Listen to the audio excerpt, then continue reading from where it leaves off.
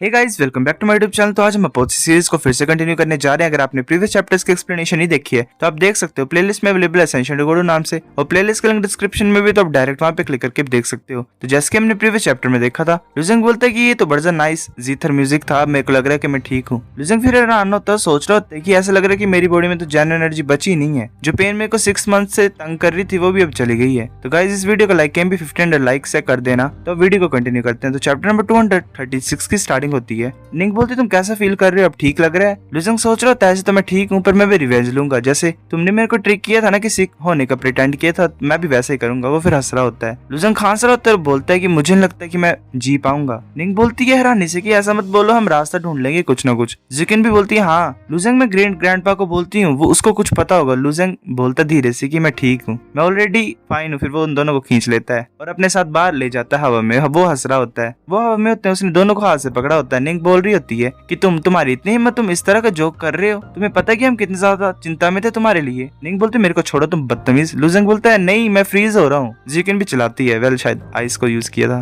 Well this one is good scene. जिकिन बोलती है पर ये ग्रेट है कि तुम मतलब रिकवर कर पाए हो, वो ज्यादा इंपॉर्टेंट चीज है। निंगा भी गुस्सा होती है। लुजंग बोलता है ठीक है, अब हम वापस जाते हैं। वो हैरान होता है, वेल वो उसके पसीने छूट रहे होते हैं। लुजंग बोलता है कि अब तो मैं ठीक हूँ, पर मेरे को कुछ है भी, मतलब सीक्रेट टेक्निक के बारे में देखना है प्रीमिडिल के उसकी, तो मैं उसे इन्वेस्टिगेट करना चाहता हूँ, तुम दोनों अरेस्ट करो। तो वो दोनों बोलते हैं ठीक है। लुजंग ऐसे बैठा होता है, मेडिटेट कर रहा होता है, सोच रहा होता है कि कुछ तो चीज है कि जो मेरी बॉडी में चेंज हुई है। जो जेन एनर्जी थी मेरी एनर्जी सेंटर में, वो कम्प्लीटली चली गई है और प्रीमिडियल क्योस एनर्जी ने उसे रिप्लेस कर दिया। लुजंग फिर अपने आइज को ओपन करता है और बोलता है क्या ये चीज थी, क्या मैंने सच्ची मुच्ची अपनी जेन एनर्जी को प्रीमिडियल क्योस से रिप्लेस कर दिया है। अज़ुर ड्रैगन बोलता है कि एनर्जी सेंटर में जेन एनर्जी को यूज करते हैं सभी अपने आप को स्ट्रेंथन करने के लिए, ये एक अनब्रोकन रूल है पूरे कॉस्मोस में। भगवान भी इसी तरीके को यूज करते हैं। मैंने कभी भी नहीं सोचा था कि तुम इस अजीब सी टेक्निक को लर्न करोगे, कांग्रेचुलेशन। लुजंग बोलता है पर जैसा मार्शल आर्टिस्ट कल्टीवेट करते हैं, जो जेन एनर्जी होती है वो लिक्विफाई होती है जब लिम्बो रेलम में पहुंचते हैं, और एक सी फॉर्म होती है जब डिवाइन सी रेलम में पहुंचते हैं, और फिर सॉलिडिफाई होती है, फिर लैंड मास बनता है गॉड रेलम स्टेट में। पर मेरे साथ क्या होगा, मैंने तो अपनी जेन एनर्जी को प्रीमिडियल क्योस एनर्जी से रिप्लेस कर दिया। अज़ुर ड्रैगन बोलते हैं मैं भी श्योर नहीं हूँ, ये मेरी अंडरस्टैंडिंग से बाहर का है। प्रीमिडियल क्योस एक ऐसी चीज है जो कि कॉस्मोस के बाहर एग्जिस्ट करती है। लेजेंड्स में ऐसा बोला जाता है कि लाइफ जो है वो उसी से ओरिजिनेट हुई है, तो ये ऑर्डिनरी नहीं होगा उसको गैदर करना तुम्हारे मतलब एनर्जी सेंटर में। पर क्या इसका अकेला पर्पस यही था कि इसने जेन एनर्जी को रिप्लेस किया? लुजंग बोलता रुको, क्या मेरे मूव्स डिफरेंट होंगे जब मैं मतलब जेन एनर्जी को एक्टिवेट करता था? लुजंग फिर बाहर जाता है और अपनी आंखों को क्लोज करता है। वो सोच रहा होता है कि अभी भी बर्निंग सेंसेशन है मेरी वेन्स में, पर ये इतनी बड़ी डील नहीं है।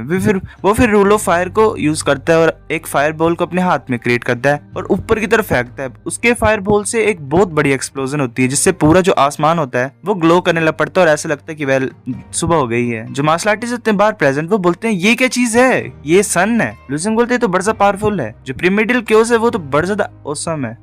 लुजंग के फायरवॉल से पूरे आसमान में एक छेद टाइप ही हो गया होता है बादल बूदलों का। अज़ुर ड्रैगन बोल रहा था कि एक मार्शल आर्टिस्ट जो होता है वो हेवंस के एसेंस को लेता है, फिर अपनी जेन एनर्जी को कल्टीवेट करता है। पर तुम्हारे केस में तुम प्रीमिडियल क्योस को ले रहे हो अपने अंदर, हेवन से नहीं ले रहे तुम। ये जो ऐसी बात है जो कि कभी भी दोबारा रिप्लेस नहीं हो सकती। लुजंग हंसता और बोलता है कि मेरी जो 6 मंथ की सफरिंग थी वो मेरे को लगता कि ऐसे वेस्ट गई है। अब मैं खुद के मूव्स को भी क्रिएट कर सकता हूँ अगर मैं प्रोफिशिएंट हो जाऊंगा इसमें। चलो मैं चेक करता हूँ कि कुछ और नाइस है इमोर्टल रेजिडेंस में कि नहीं। लुजंग फिर अपने टोकन को निकाल लेता है और एक वो टेलीपोर्टेशन जैसा डोर अपीयर हो जाता है। लुजंग उससे एंटर करता है। लुजंग सोच रहा होता है तो अच्छा ये है गैन टोकन का यूज। लुजंग फिर लाइब्रेरी में जाता है। बुक इमॉर्टल बोलते कांग्रेचुलेशन लुजंग, तुमने सीक्रेट टेक्निक को मैनेज कर लिया लर्न करने के लिए। मास्टर सच्ची मुझे लकी है कि तुम जैसा स्टूडेंट उन्हें मिला है। लुजंग बोलता है कि मैं सीक्रेट टेक्निक पे फोकस करूंगा प्रीमिडियल क्योस की अब से। मैं ऐसी चीज को ट्राई करना चाहता हूँ जो कुछ इंटरेस्टिंग होगी। बुक इमॉर्टल बोलते है ठीक है, ये कैसा रहेगा कि एक युआन मैग्नेटिक माउंटेन को रिफाइन करना। लुजंग बोलता है रिफाइन, वो भी युआन मैग्नेटिक स्टोन को? बुक इमॉर्टल बोलता है हाँ, ये कॉमन नॉलेज है कि जो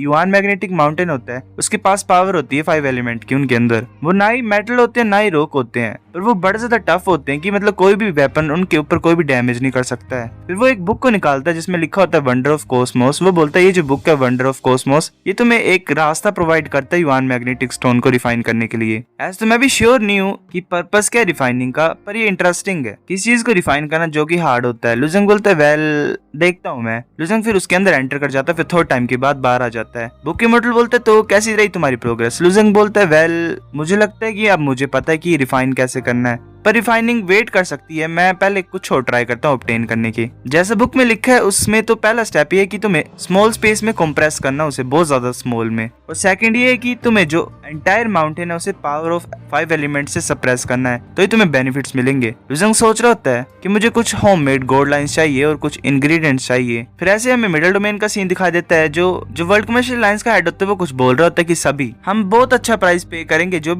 इंग्रेडिएंट्स में लिखे हुए उन्हें लाएगा। तो ऐसे बड़ा शोर शराबा होता है। लुजंग सभी मतलब मटेरियल्स को गैदर कर लेता है और वो बोलता है कि हाँ यहीं पे छोड़ दो, शुक्रिया। फिर हमें 3 मंथ बाद का सीन दिखा देता है। लुजंग बोलता है ठीक है सब कुछ रेडी है, चलो चलते हैं। फिर हमें क्योटिक सीज का सीन दिखा देता है, वहां पे थंडर गिर रही होती है सी के ऊपर। लुजंग ऐसे मूव कर रहा होता है और वो सोच रहा होता है कि यूआन मैग्नेटिक माउंटेन को ऑब्टेन करने के लिए मुझे पहले उसे पील करना पड़ेगा सी फ्लोर के ऊपर से। ऐसे मेरे पास इनफ पावर नहीं उसे करने की, पर वो मैं कर सकता हूँ अगर मैं इस पावर ऑफ स्टॉर्म को ट्रांसफर करूंगा, थोड़ी सी पावर उसकी यूआन मैग्नेटिक स्टोन के ऊपर। लुजंग हैरान होता है क्योंकि आगे से एक विंड का कट आ रहा होता है, वेल 5th लेवल का। लुजंग बोलता है कि ठीक है मैंने फाउंड कर लिया है। लुजंग उससे टकराता है और उसकी पावर को यूआन मैग्नेटिक स्टोन पे शिफ्ट कर देता है। यूआन मैग्नेटिक स्टोन पे कट लग जाता है। लुजंग सोच रहा था सीरियसली इतनी ज्यादा मतलब विंड ब्लेड से टकराने से भी इतना सा ही हुआ, कितना ज्यादा टाइम लगेगा मुझे। लुजंग की तरफ बड़ा ब्लैक ब्लेड्स आ रहे होते हैं, फिर पीछे से गोल्डन ब्लेड्स भी आ रहे होते हैं। लुजंग बोलता है ये क्या चीज है। लुजंग उन्हें डोज कर रहा होता है, सोच रहा होता है कि जो rule of wind and golden wind blades में वो हायर है ब्लैक से, जो ब्लैक में वो लेवल 5 के आसपास है, पर ये जो गोल्ड है ये तो मेरे को लगता है कि 6 से भी हाई होगा या फिर 6 भी हो सकता है। मैं ट्राई कर सकता हूँ, ये ज्यादा पावरफुल है ब्लैक से। फिर लुजंग के सामने और ब्लेड्स आ रहे होते हैं गोल्डन करके। लुजंग एक से टकराता है, फिर हमें यूआन मैग्नेटिक स्टोन का सीन दिखा देता है, वहां पे फोर्स सप्लाई हो रही होती है। लुजंग बोलता है ये वर्क कर रहा है, वेल कट ही लग गया होता है नीचे पूरा ही। लुजंग ऐसे एक को डोज करता है, फिर बड़े ज्यादा ब्लेड्स लुजंग की तरफ आ रहे होते हैं। लुजंग हैरान होता है क्योंकि वो लुजंग को अवॉइड कर रहे होते हैं, वो लुजंग को डोज कर रहे होते हैं खुद ब खुद ही। लुजंग सोच रहा था कि इनके पास अकल है, ये मेरे को अप्रोच नहीं कर रहे हैं, ये मेरे से दूर भाग रहे हैं। लुजंग फिर यूआन मैग्नेटिक स्टोन्स के ऊपर वो गोल्ड लाइंस को लगा देता है और बोलता है कि ठीक है अब सब हो गया। अब वो बोलता है राइज। वो जो पूरा यूआन मैग्नेटिक स्टोन होता है वो खड़ा हो जाता है, मतलब उड़ जाता है हवा में। लुजंग फिर अपने हाथ को आगे की तरफ करता है। लुजंग सोच रहा होता है कि जैसे कि वंडर ऑफ कॉस्मोस में लिखा हुआ है, मेरे को सप्रेस करना है 5 एलिमेंट्स की पावर को इस माउंटेन के ऊपर ब्लड कल्टीवेशन टेक्निक को यूज करके, फिर धीरे धीरे श्रिंक करना है उसे ताकि मैं उसे ऑब्टेन कर सकूं। वो जो माउंटेन है तो वो पूरा छोटा सा हो जाता है, बिल्कुल छोटा सा लुजंग के हाथों में आ जाता है। और लुजंग फिर ऐसे ही कुछ बोलता है कि रेलम ऑफ मेरू से 60,000 रेलम फॉर्म में रिटर्न। फिर वो जो माउंटेन होता है वो गायब हो जाता है। लुजंग ने वेल एक स्पेस में डाल लिया होता है वो। लुजंग बोलता है कि अब मेरे को मिल तो गया वो, पर ये जो स्टॉर्म है ये अभी भी चल रहा है मेरे को। फिर उसके पीछे एक कट अपीयर हो जाता है। लुजंग पीछे देखता है हैरानी से। लुजंग हैरानी से उस कट की तरफ देख रहा होता है तो उसी कट में से एक वेन टाइप बाहर आती है। लुजंग बोलता है क्या, नहीं ये तो शैडो बीइंग है। बॉसमो और गैंग के पास भी कोई भी चॉइस नहीं थी, वो भाग ही रहे थे। जब हमें मिला था तब मेरे को भागना पड़ेगा यहाँ से। लुजंग रूल ऑफ स्पेस को यूज करता है और अपनी ओरिजिनल प्लेस से गायब होकर दूसरे प्लेस में पहुंच जाता है। पर वो जो हैंड टाइप होता है उस मॉन्स्टर का वो लुजंग की तरफ आ रहा होता है। लुजंग फिर क्लाउड चेजिंग मूवमेंट को यूज करता है। लुजंग भाग रहा होता है, वो स्ट्रिंग पीछे पीछे आ रही होती है। लुजंग बोलता है ये तो बड़ा फास्ट है, ये तो मेरा पीछा कर रही है और पकड़ने वाली है मेरे को। फिर वो गांग एनर्जी का ब्रस्ट यूज करता है और बहुत ज्यादा स्पीड से मूव कर रहा होता है आगे की तरफ। लुजंग ऐसे भागते भागते शोर पे पहुंच जाता है तो जो हैंड टाइप होता है उस शैडो बीस्ट का वो रुक जाता है। लुजंग हैरानी से पीछे की तरफ देखता है। लुजंग सोच रहा होता है कि ये चला गया है। मैं ये गैस कर सकता हूँ कि अपने रेलम को नहीं छोड़ सकते ज्यादा टाइम के लिए। लुजंग सोच रहा था कि शैडो बिंग्स होते क्या हैं, ये क्यों मतलब इस वर्ल्ड की बैक साइड में जी रहे हैं। लुजंग फिर कुछ नोटिस करता है, वो हैरानी से बोलता है क्या ये क्या हो रहा है। लुजंग ऊपर की तरफ देखता है और बोलता है कि मैं कुछ भी नहीं देख पा रहा हूँ। फिर वो अपनी आईज को क्लोज करता है और बोलता है मैं चलो इन्वेस्टिगेट करता हूँ विल ऑफ द वर्ल्ड को यूज करके।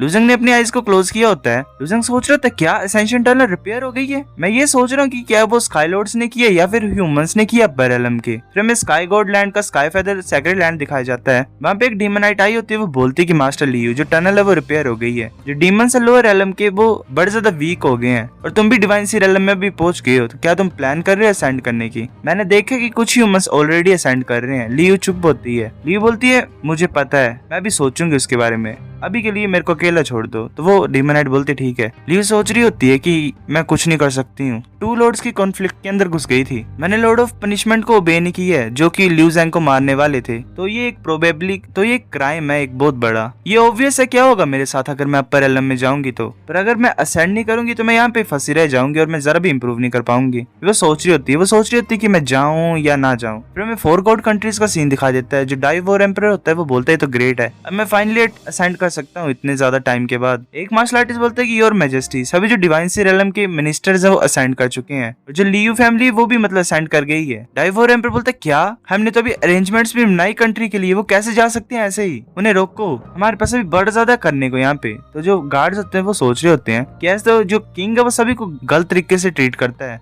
अब सभी बिना बताए चले गए ऐसे। फिर ऐसे जो मार्शल आर्टिस्ट होते हैं वो असेंड कर रहे होते हैं सारे जितने भी होते हैं मिडिल डोमेन के। ब्लैक आयरन कंट्री का एम्पर बोलते हैं कि अब कौन सा डिवाइन सी रेलम का मार्शल आर्टिस्ट असेंड कर रहा है इस टाइम, रूलर्स भी असेंड कर रहे हैं जो, तो इस कंट्री का क्या होगा, इस कंट्री में तो केओस हो जाएगा, तबाही मच जाएगी। तो अपने सर पे हाथ मारता और बोलता है कि जो पीपल है ये इतने ज्यादा इम्पेशेंट क्यों है, ये सब कुछ मेरे ऊपर ही छोड़ दे रहे हैं, मैं चलो कुछ प्रिपरेशन बनाता हूँ और अपने जो थ्रोन है उसे किसी के ऊपर पास डाउन कर देता हूँ और सारे नेशनल बिजनेस को डील करता हूँ। फिर वो भी हैरान होता है और बोलता है कि अभी जो असेंड किया वो तो मेरे को कुछ फेमिलियर लगा, वेल वो प्रिंसेस होती है। स्काईविंड एम्पर बोलता है यूनर, वो चला रहा होता है यूनर यूनर करके, वो बोलता है कि तुम तो अभी लिम्बर रेलम में पहुंची हो, तुम क्यों सेंड कर रही हो। सो गाइस चैप्टर नंबर 236 इतना था। अगर आपको वीडियो पसंद आए तो लाइक करो, नहीं भी फिर भी लाइक कर दो, शेयर करो अपने दोस्तों के साथ, कमेंट करके बताओ अगर आपको वीडियो कैसी लगी, सब्सक्राइब करो। तब तक के लिए बाय बाय।